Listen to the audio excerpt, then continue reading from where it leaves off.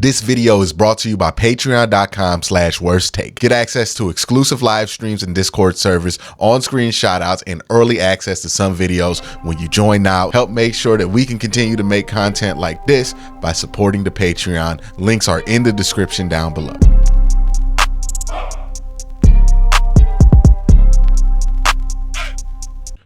It's been a long off season, so I decided to do something reckless. I asked the internet to show me the worst Browns takes that they have heard this offseason on the internet, and specifically on the cesspool of opinions that we call twitter.com. And boy, did I get some takes, man. I absolutely got some things that I would categorize as takes. Technically. All right, man. First thing comes from a Yahoo Sports NFL podcast. And this is such I would just play it for you. I don't even want to set it up, dog. Let's just play it right here. Browns draft history. Kind of going, not much overall to pick from here. There might be legitimately 0 hits in 2 years for the Browns. If you go back since 2022, when like the first round pick deficit started after the Deshaun Watson trade, your best 2 players are Emerson 1, and I would say Cade York 2, the kicker. Their 3rd round pick from last year. You look back at the Browns' last 2 drafts, and your genuine thought was, "Oh man, they haven't hit on anybody." That's your first take. Your second take is to bring up Martin Emerson, who the Browns did hit on, like legitimate hit. Who's the second guy this guy brings up? Now, I had to double check that this was made after the 2023 draft. And it was. And what he said was Cade York. Now, there's a giant elephant in the room called DeJuan Jones. Obvious right there.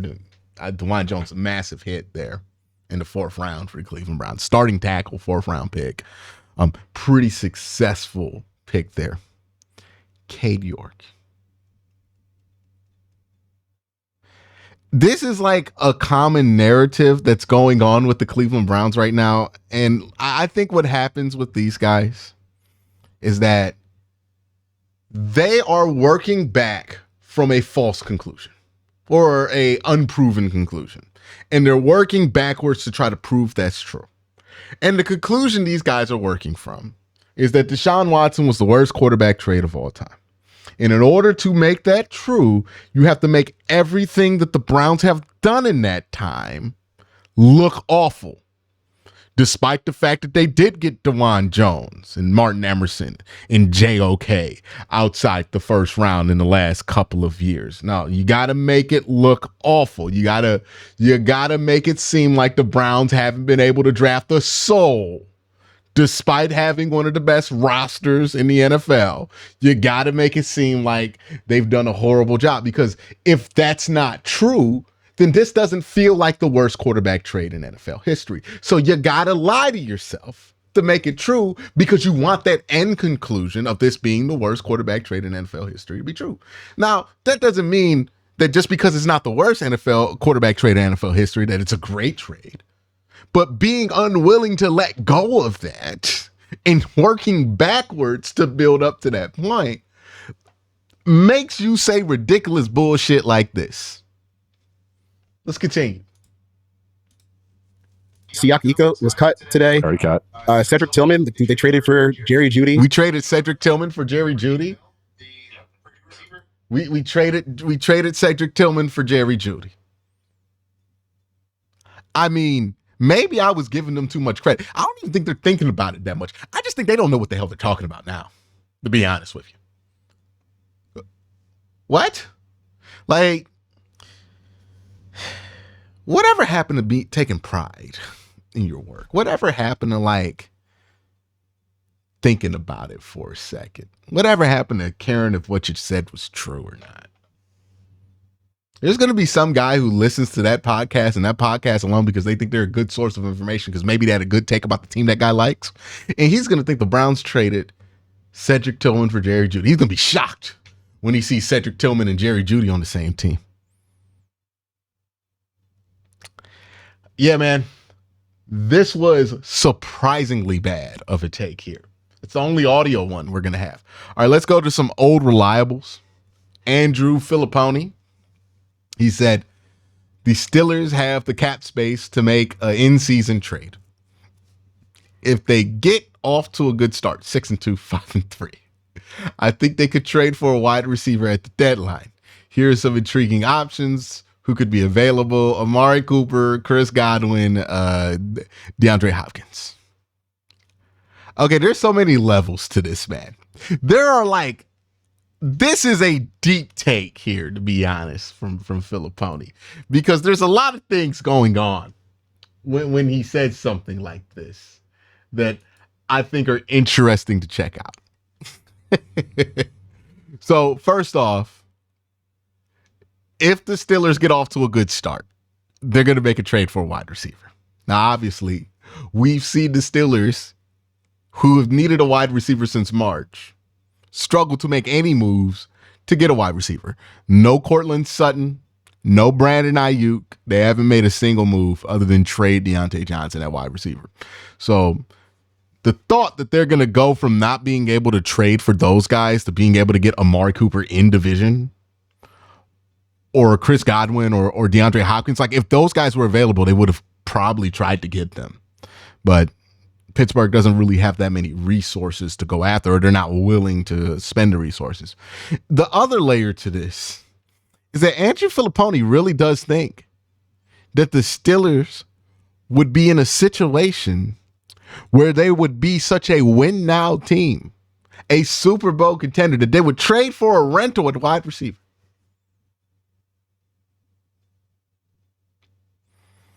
I find that level of delusion shocking.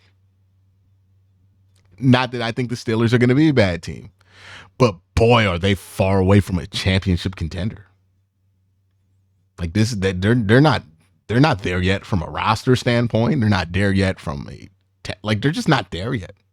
Even the Steelers would admit this to you. So that's Filipponi's take. I'm pretty sure there's more angles to think about that from, but those are the ones I can focus on at this moment. All right, Nick Wright's tier rankings. This is one that a lot of people sent to me. So right here, he has Lombardi and Starr. He's a Chiefs fan, so it makes sense the Chiefs at the top, and nobody's going to disagree with that. They just won 2 back-to-back, 3 in like 4 years. Hard not to love the Detroit Lions and the Houston Texans. Number 1 pick pedigree. I guess this is saying that they got guys who are number 1 overall picks. Now, okay, this pyramid's starting to fall apart right here. We're only on the 3rd tier. This shit's really starting to fall. What is that? What is number 1 pick? So just because you got a guy who was a number 1 overall pick, it's the pedigree. That's what makes him a great quarterback. All right, man, we're already getting this stupid with this. By the way, where's Baker Mayfield for putting up number 1 pick pedigree? So number 1 pick pedigree. It's not last year. What I assume he's saying they're going to regress San Francisco and Baltimore. I don't necessarily disagree with that. PBOB. Don't really care for what that means, but probably means unserious but good, right? It's probably what that tier means. They'll have their moments whistling past a graveyard. A whiff of friskiness. He has the Buccaneers and the Colts. Okay. We're just here for the QB, young teams that are just looking for the quarterback to play. Unfortunately, Minnesota lost their guy. Worse than on the clock, he has the Saints, the Browns, and the Titans. How could you watch these teams play last year and put the Browns on the same tier as the Titans? Like, what magically happened to the Cleveland Browns this offseason? Like, when did they become this awful team? We saw this team overcome all these injuries last year, win 11 games because of the strength of the defense. And somehow the narrative was it was Joe Flacco sprinkling magic dust on the team. And that's the only reason they got to 11 games, despite the fact that the team was like 4 games over 500 when Joe Flacco joined the team. Despite the fact that every other quarterback who played, plus Joe Flacco, won games for the team at that point, despite the fact that they had already beaten San Francisco and Baltimore before Joe Flacco ever played a down for the Cleveland Browns, was even signed. Somehow the narrative is to these people nationally that the Browns went 11-6 because of the magic of Joe Flacco. My mind is blown. I thought we were all having fun with Joe Flacco. I didn't know that people were being serious when they were putting it all on Joe. I thought we all knew what it was. Joe was throwing a ton of interceptions, but he was fun. Made some plays. And I legitimately think that's why these people feel like the Browns are going to be terrible. Because they think it was just Joe Flacco magic that led the Browns through the season. And it's somehow like they're not going to be as good defensively. All right, man. I mean, last year people were dead set on the Browns winning 6 games. They won 11. So if I guess they want to underestimate the Browns again, I shouldn't be mad at it because it usually means good things for the Browns. But seriously, dog, like, does it matter what the Browns did last year? Like, we out here below the Commanders. We out here below Pittsburgh, a team we finished ahead of in the division last year. And all that happened was the Browns got healthier in the offseason. They retained everybody. Like, I really think that the people nationally think that Deshaun Watson played so bad last year that he's going to affect the Browns' win-loss record in a negative way. And I would just like to remind people, there's no evidence that Deshaun Watson was even that bad last year. Honestly, it leans on him being above average. Now, again, above average isn't what the Browns traded for. They traded for an elite quarterback, and hopefully that's what the Browns get. But this thought process that Deshaun's going to tank the team and stink this badly, I just question where it's coming from and if it's coming from actual knowledge. Because everything suggests that even if Deshaun plays at the same underwhelming pace that he's played at the last couple of years, the Browns still going to be able to win games with that level of quarterback play. I mean, they were able to do it in 2022 and 2023. In 2023, they did it against one of the best teams in the AFC, the number 1 seed in the AFC. Interesting, man. Interesting. He said, I wonder if I'm just getting jaded or if like the national media has gotten worse. Sometimes I do wonder. Maybe I'm just jaded. This guy says here, and look, I'm going to try to remember to block out his name so he doesn't get roasted by people. But this guy had one of the worst tweets of all time.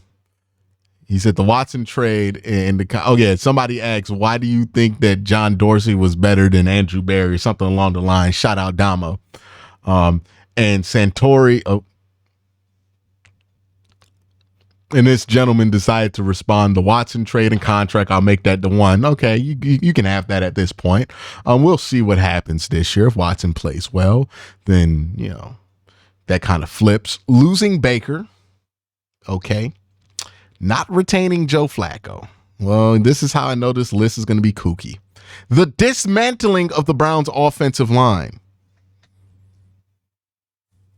What are you talking about? The dismantling of the Browns off. First of all, the offensive line was assembled by Andrew Berry. Like, John Dorsey did not build the Browns. The big criticism, was I the only one that lived through the John Dorsey experiments? Because every time I talk to people about John Dorsey, and if you don't remember, I was a John Dorsey fan at the time. But the way people talk about John Dorsey because they want to get mad at AB is stupid. Because people are saying, oh, he dismantled John Dorsey's offensive line. John Dorsey put together some trash offensive line for the Cleveland Browns. And that was the first thing Andrew Berry had to fix. The Browns had the best offensive line in 2020 because Andrew Berry invested in the offensive line. Went out and put Wyatt Teller in a position to be successful, got a center in J.C. Treader, drafted a left tackle, 10th overall in that draft that year, which worked out for that year at least, and then got Jack Conklin in free agency. When John Dorsey was here, the Browns were starting the weed man at left tackle. Shout out Greg Robinson.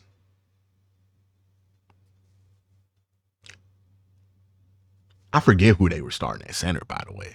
It wasn't good. The offensive line was bad when John Dorsey was here. I don't know how people have forgot that. So like the dismantling of the Browns offensive line is crazy because one, it's the same guys from 2020 that are starting on this team. The only thing that happened is that DeJuan Jones starts now, but that's not because they dismantled the offensive line. That's just because they drafted DeJuan Jones. Like they still got Jack Conklin. The only guy they lost is J.C. Treader, and J.C. Treader's retired. So, like, they replaced him with Ethan Posick pretty much immediately. And Ethan Posick, J.C. Treader, about the same level of player. So, what was dismantled? What are you talking about? All right, let's continue, man. The current cap situation. Please explain. Somebody explain to me, where has this cap? The Browns just re-signed literally everybody. What's the cap situation? Who are the Browns not going to be able to keep that they want to keep? Because right now it looks like they might let Jed walk, which I feel like they're fine with letting Jed walk. And let me be on the record, I'm fine with it too. And then maybe Greg Newsome. Okay. They got Martin Emerson. They got Denzel Ward. They got Cam Mitchell. Am I supposed to? Like, who are they not keeping? They kept JOK. They kept Grant Delpit. They kept everybody that came up, David Njoku, all that, since signing Deshaun Watson. Who are they losing that they want to keep? If they wanted to extend Amari Cooper, they could have done it. They just don't want to. Like, what's the cap situation? The Browns' cap situation is fine. Everybody keeps fear-mongering about the cap situation. The Browns are kicking money down the line. They're making it cost less money for the future because the cap goes up every year. I've explained this a million times. Jack Duffin has explained this a million times. The Browns' cap situation is pretty flexible. It's more flexible than a lot of teams. They're more flexible than the Cincinnati Bengals. So what's the cap situation? What this cap situation is imaginary. It is the new thing. I feel like people use the Browns cap situations like politicians use things and just create a problem that doesn't exist. And then like make you feel like that problem that doesn't exist is like the worst thing in the world. And this is the Browns cap situation. All the cap situation. The Browns got this cap situation. Tell me one concrete way that the Browns cap situation is legitimately affecting their ability to maintain their players. Tell me who they're not going to keep because of their cap situation. Who aren't they going to be able to re-sign because of their cap situation? Nobody can give me an answer on that because it doesn't exist. I've had this conversation with so many people and so many people who do this for a living. And they can't give me an answer on that. But they'll still lean back on, the salary cap. Oh, the Browns are spending too much money. How dare they spend this much money? What does it matter? What is it stopping them from keeping? Who are they losing because they're spending all this money? We can't say on one hand, the Browns have one of the best rosters in football and then go, oh my God, the salary cap. As if one of the best rosters in football is going to be cheap. Like, seriously, people do this in the same breath. The Browns have the best roster in football or one of the best rosters in football. But boy, that salary cap situation, oh my God. What is the takeaway? What is the takeaway? If the Browns have one of the best rosters in football and they have enough money and enough flexibility to maintain that roster, then what is the complaint? It's imaginary. The salary cap fear-mongering, it's just imaginary. It's imaginary, dude. It just shows that you don't understand how the salary cap works. Let's continue. Extending Cooper was the wrong move, considering the cap situation. Good Lord. Good Lord. Oh, God. Okay. My goodness. Why do people talk about the Browns and they don't know what they're talking about? Like, why? Why? Did the Browns extend Amari Cooper? Somebody in chat, let me know, man. Did the Browns extend Amari Cooper and I don't know about it? Extended Amari Cooper. Considering the cap situation. The Browns cap situation is so bad, they just extended Amari Cooper. Oh, God, worry about the cap. If the Browns have this cap problem, then they're not going to be able to resign good players like Amari Cooper. But on the same end, I'm saying if the Browns extended Amari Cooper, even though they didn't, so I clearly just demonstrated I don't know what I'm talking about. Even though that's the case, oh my God. Again, anybody who throws the Browns cap situation, tell them to explain what the Browns cap situation is and what it's preventing them from doing. I promise you they're going to sound like a goddamn idiot. Because they don't know what they're talking about. Nobody who just vaguely says the Browns cap situation, the Browns, knows what they're talking about. They're going to sound like an idiot. Make them explain it. Don't just let them get by with just, oh yeah, the Browns cap situation, man. Oh man, it's going to be bad. Oh, why? Why do you think it's going to be bad? Well, they owe Deshaun Watson this much money in the salary cap. Well, you know they're going to restructure that, move that down the line, and it's going to end up costing less over the length of the deal because of the salary cap going up every year. It goes up about 7 to 8%. Well, you can't keep kicking it down. It's just going to cost more. Well, no, actually, it's not going to cost more. It's going to cost less percentage of the cap because that's how the cap going. It's like reverse interest. Well, they extended Amari Cooper. Oh my goodness, man. Like it just I long for better interactions on the internet. You know, maybe there was a day where you could just interact with somebody and there would be a chance that they want to be a complete full-blown idiot. But that's not the case right now. All right. Since oh God. Oh, God, I got to the worst part of this tweet. Since 2020, players lost. Odell Beckham. Oh, yeah, we're hurting from that one. Yeah, Odell Beckham, still a 1,300-yard guy, right? Jarvis Landry, who last I heard was like trying out for some team's practice squad. J.C. Treader, who retired to run the Union. Sheldon Richardson. Don't know if he played somewhere. Larry Ogunjobi, which, okay, I would say it's legit. Olivier Vernon?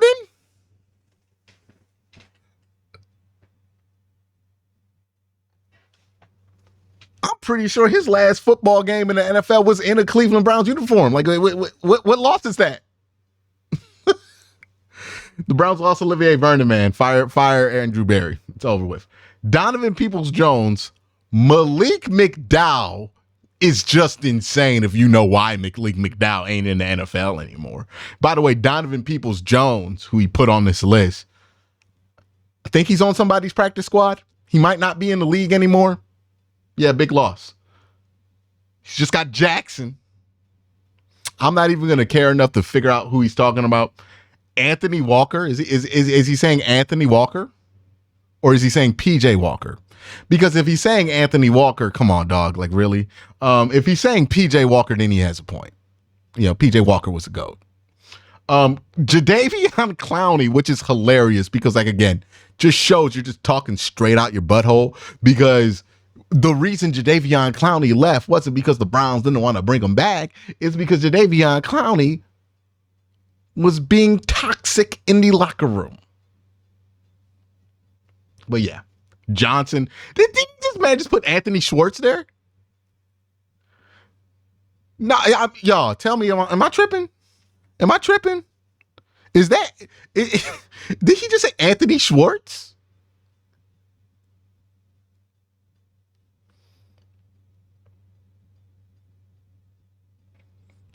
Anthony Schwartz. He saw my guy Damo get at him on a tweet. He grabbed his phone and he sat there and he started tapping on that damn phone and he really thought he was cooking and he hit send on a tweet that said the Browns missed out because they lost Anthony Schwartz. This got to be another Schwartz.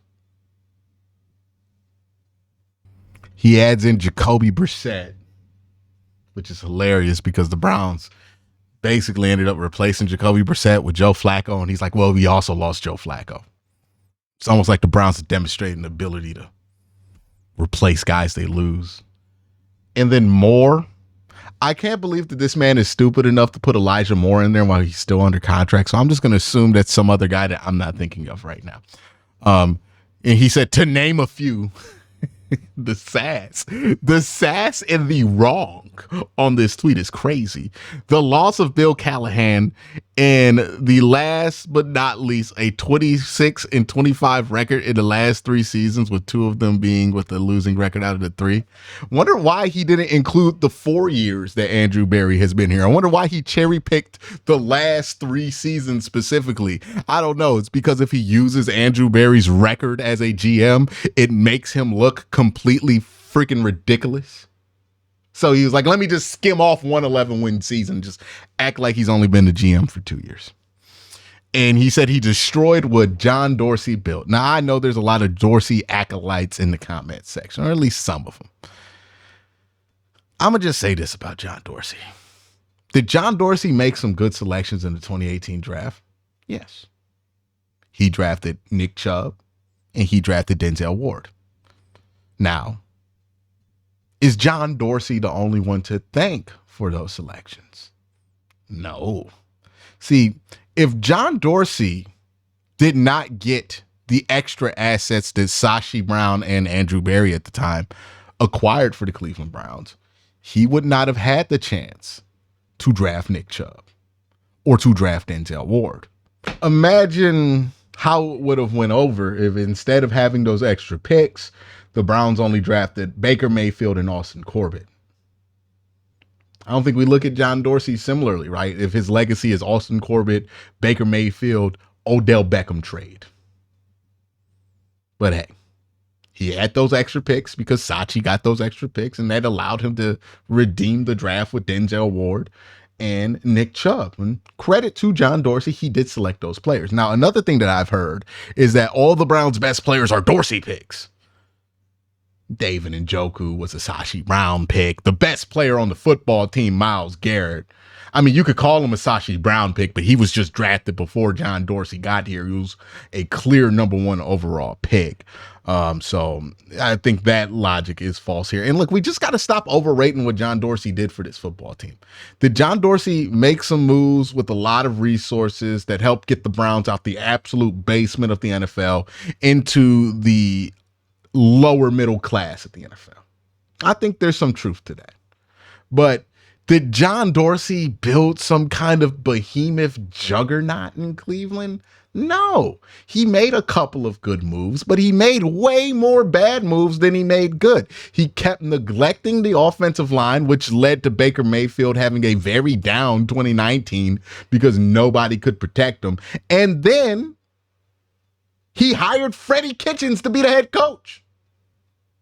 Demanded that Freddie Kitchens be the head coach. I'm sorry, but drafting Denzel Ward with an extra pick that you got from Sachi Brown and Nick Chubb, that's good.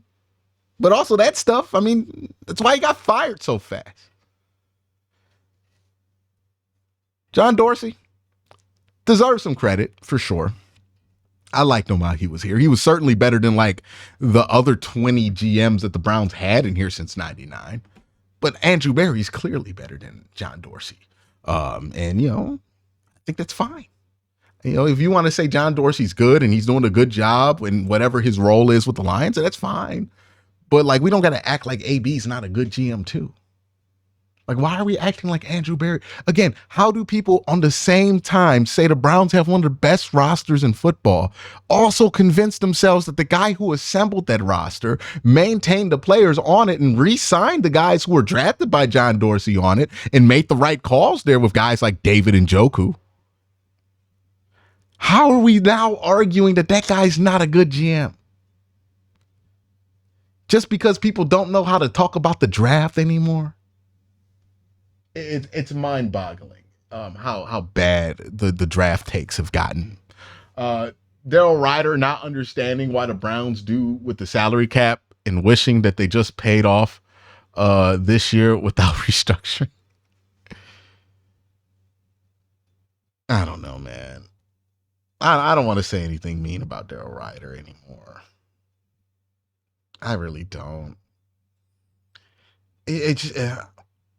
It's not that hard, man. Like I've learned about what the Browns do with the salary cap. And when you hear salary cap information from me on this channel, it usually ends up being correct, right?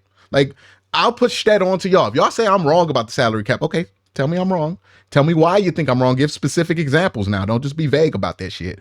But usually when I come on here and talk about the salary cap, or I bring Jack Duffin on to talk about the salary cap, the stuff that we say usually happens. We usually don't steer you wrong on the salary cap.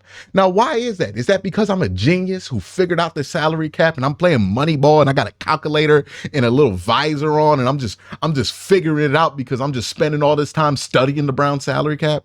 No, it doesn't take a genius. It just takes somebody whose job it is to know what the Browns are doing, to look into what the Browns are doing and listen to people who know what the Browns are doing and then take notes from what they're saying and go, oh, this is what the Browns are doing. It's all it takes. It's all it takes. It's not this giant, it's not this complex thing. I promise you, it's not that difficult. And the way some people in this market swear that it's just impossible to figure out what the Browns are doing on salary cap, it makes me think that either they're being purposely obtuse, they don't care, or they are really just that incompetent. And I don't think the incompetency is the most likely answer. I think this is just an intentional obtuseness. And again, an example of people starting with the conclusion and working backwards to prove a conclusion true.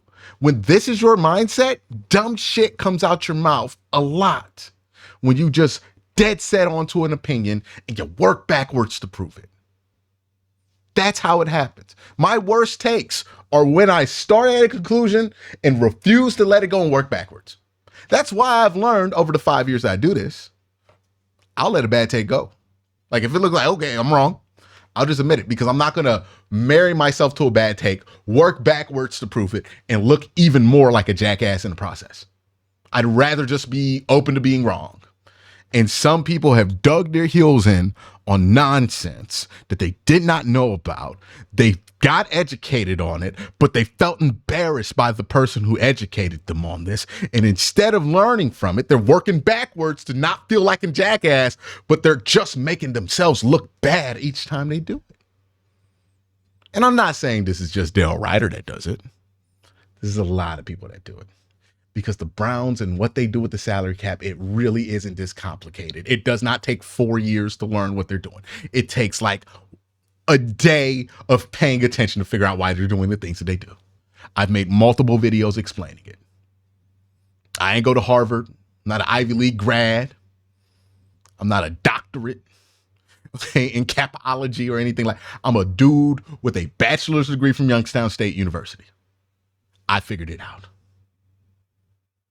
It really ain't that difficult. But boy, do people act like it's the most difficult thing in the world to understand. All right, 33rd team. They put Deshaun Watson at 29. Now, at this point, I'm not shocked by Deshaun Watson being 29th on somebody's quarterback ranking list. Whatever, right? I understand why people would put Deshaun Watson 29th. I was told the explanation here is why this is a bad list. At no point during Deshaun Watson's Cleveland tenure has he looked like an above average quarterback. Well, I just find that one like objectively false. He looked very much above average in Tennessee, Cincinnati, and Baltimore, and then also Arizona. This is all just last year. I mean, 4 of the games he played and he only started and finished in 5 games he looked above average in. So like, I think that's just straight up false. He's lost. Oh, is this the 33rd team? This is the same publication that called Amari Cooper a quitter for no reason. So you know they're just going to get a quality take here. All right. He's lost confidence in the pocket and he can't create like he used to. I mean, there's no evidence that he has lost confidence in the pocket more so than what he had in Houston. Honestly, I think there's more evidence of him staying in the pocket more than he did in Houston over the last couple of years. And he can't create like he used to. I could show you plenty of highlights of Deshaun Watson being able to create out the pocket and doing all of that. He's still athletically the same guy he was when they traded for him.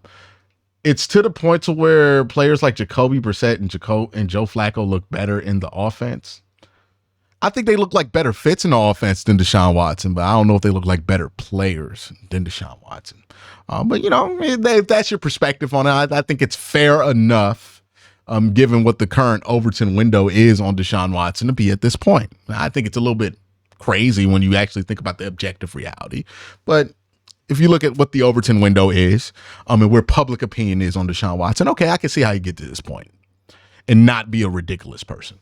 To play to Watson's hypothetical strengths, the Browns bring in Ken Dorsey and add more of a drop back passing to Kevin Stefanski. What? What is this sentence, bro? They're adding drop back passing to Kevin Stefanski, who's just running the triple option. We ain't had no drop back pass. What is he talking about, man? And what does he mean? Deshaun Watson's hypotheticals. He played good in the NFL at one point. Like, he has definitive strengths as a quarterback. The question is, can he stay healthy? That could be an awkward. Okay. No more 33rd team on this channel. That's it, dog. That publication. I'm sorry. This is their last strike. The Amari Cooper take was one thing. I think that was a collaboration of the 33rd team and the Draft Network. Somebody like that. It was like a Draft Network too. But no more 33rd team. I'm done with them. I can't do it anymore. This publication sucks. This is the second time I've read like an article that just was awful on that website.